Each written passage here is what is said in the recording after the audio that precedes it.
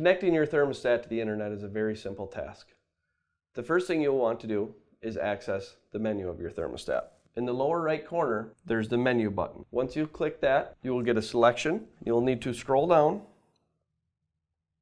and press the wireless in the lower left corner. When you first get your thermostat, your wireless will be disabled. You will want to click on the right-hand side to enable it, which will allow the thermostat to turn green. Next, you'll want to click on Setup Wi-Fi Connection.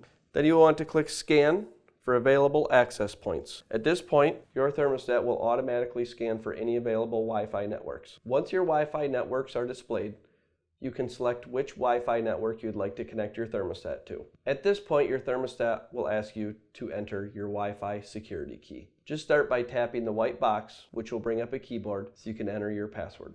It will take the thermostat approximately 30 seconds to 1 minute to connect to your Wi-Fi. Once your thermostat is connected, it'll give you a successful connection screen. Continue by pressing the Done button.